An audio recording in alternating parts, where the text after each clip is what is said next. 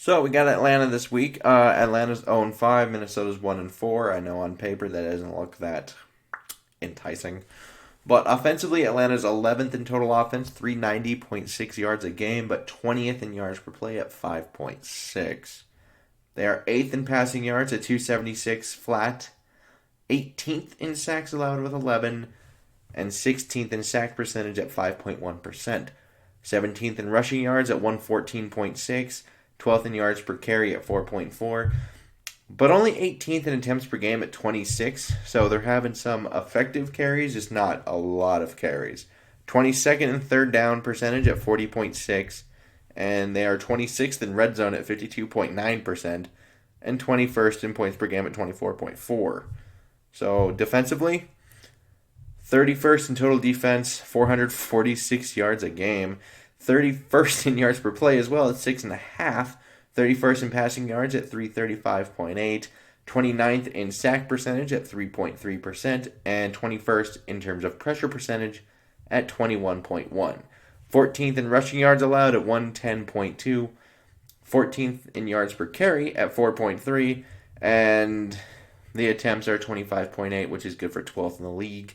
17th in third down percentage there at 43.3, 29th in red zone, 75%, and 30th in points per game at 32.2. Injury report, Tack McKinley's out with a groin, Jalen Hawkins, safety, out with a concussion, and you have John Kaminsky.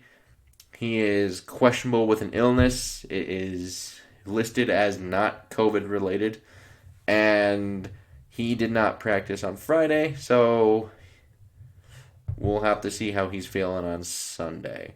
And he's not on the actual injury report, but something just to monitor. Julio Jones didn't practice and then was limited the last day of practice. So no injury designation, but something to monitor because it is a hamstring, so that is a potential thing that they could try out for the game and could be a potential game time decision. Minnesota offensively 17th in total offense at 376, 10th in yards per play at 6.1, 25th in passing yards at 215.4, 21st in sacks allowed at 13, and 27th in sack percentage at 8.6. They are, however, 4th in rushing yards at 160.6, 3rd in yards per carry at 5.2, and 6th in attempts per game at 30.8.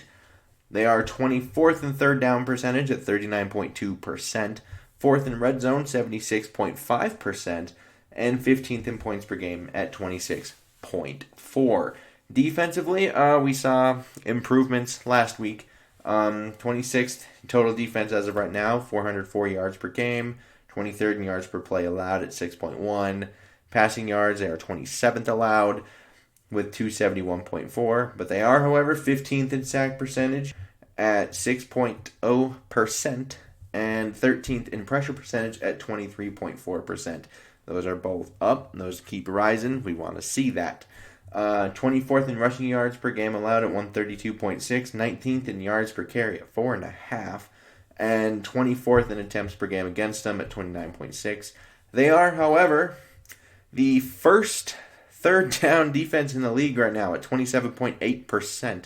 They are 6th in red zone at 50%. But 28th in points per game at 30.4. Now, injury report, we already know. Dalvin Cook, league's leading rusher, all that good stuff, out with a groin. So, not going to have him. Alexander Madison's going to take his place. Probably see a good fair amount of Mike Boone as well. And we'll see how much Amir Abdullah chips in. Drew Samia, also out with a wrist. That's going to be one a lot of fans are going to be like, finally! And we'll see if they can actually get better or worse. There was a lot of people that was like, well, Elfline is pretty bad. You can't be worse than Elfline. And now we're using the same thing with him. At least I see a lot of fans saying it. Well, you can't be worse than Samia. So I guess we'll find out. But KJ Osborne, out with a hamstring. Chris Boyd, out with a hamstring. Holton Hill, he's doubtful, but didn't practice all week. So yeah, he also didn't play last week, so I don't know if they would actually go back to him because we had the best defensive performance last week and he was not there. So, actual thoughts and stuff. So offensively, I think you can attack through the air and pretty often. And Isaiah Oliver looks like the weak target to kind of attack with Thielen and Jefferson. He's allowing 71.8%, 382 yards on the year. That's 76.4 per game, 9.8 yards a target, 13.6 a completion. He's allowed 4 scores and 136.9 quarterback rating. So if you're going to attack a guy, Isaiah Oliver, probably your guy. And with Jefferson and Thielen, if you can get any one-on-one matchup with either of those two, kind of look for it. And I do think you do need to establish the run early, though, before you start doing it. Just because you don't have Dalvin Cook now, very established player, very good player, recognized as that, you may not get the same respect to that run game. So you may actually want to come out running as opposed to throwing, despite the numbers saying maybe you should throw. But you need to establish that run so they respect it first. I think you have to earn the respect now that Dalvin Cook isn't there. Without 33, you got to work for it. Now, they do have Grady Jarrett, though. Grady Jarrett is very good at football. Don't know if Viking fans are very familiar with him, but he's very good. And they have a different offensive line combination, specifically on the interior. And it's going to be kind of interesting to see that battle. And there's a couple different ways they can go with that offensive line combination. They could try to put Ezra in at left guard, flip Dozier over to right guard. That is an option. It's also an option just to put Brett Jones in at right guard and see what happens. They could also maybe even work Oli Udoh in at right guard. And so we'll see how they decide to attack it. But the most important thing here is you got to keep Kirk Cousins clean, because he has not been clean lately, and that's mainly because of the 2 guard spots. So hopefully a change there can actually fix some of the Drew Samia problems at the very least.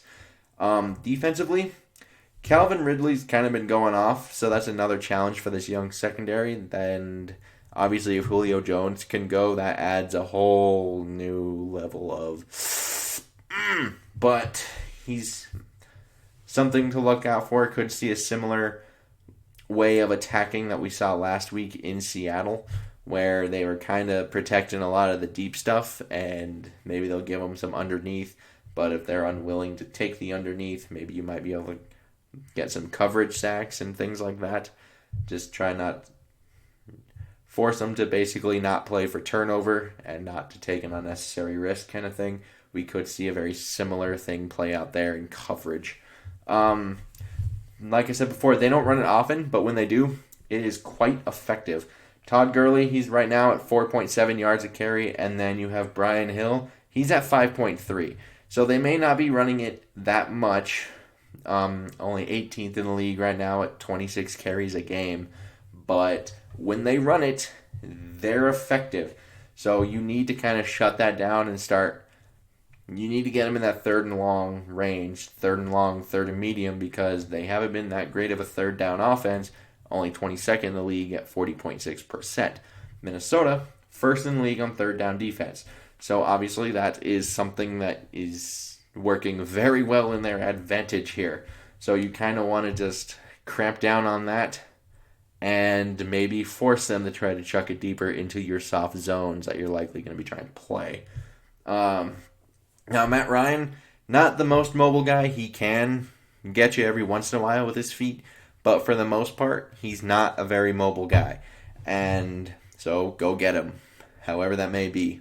If you're going to zone blitz him, zone blitz him. If you're going to just blitz him, do that. If you're going to just trust your guy in Ngakoue to go get him, trust your guy. Maybe we even see some more James Lynch.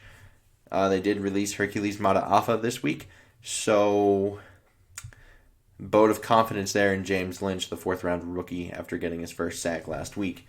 Now, my prediction, I do have Minnesota winning this game, 31-23. It's just hard for me to kind of pick the Falcons given the state of the team. They're fired. They fired their head coach. They're 0-5. It's kind of hard for me to take an 0-5 team, especially one that looks pretty prone to finding ways to lose as of late. So Even though I know sometimes when these teams fire their head coach, it provides a little bit of a spark. I just don't think I can trust it here. And so that 0-5 really doesn't help there. And I'm also thinking Minnesota's a little better than that 1-4 record says. We do need to keep in mind there are a handful of plays, maybe like 2 to 4 late game plays that would have changed this 1-4 into 3-2 against both the Titans and the Seahawks. So I don't think they're too far off. We're just not seeing them make the winning play really at the end. So with defensive improvement every week that we've seen, maybe if it actually gets better at guard, because Samia has been a total disaster, he's not going to be there this time. So if that's actually an improvement, we could see this team be on a potential upswing here after their performance in Seattle, which was pretty good overall, definitely their best defensively. And even though they didn't get the big plays, they were moving the ball. And the problem, once again, was the guards were creating turnovers for the offense. So, yeah, that's what I got. I would like to know your guys' opinions and comments down below. Like and subscribing, super helpful. And until next time, I bid y'all adieu.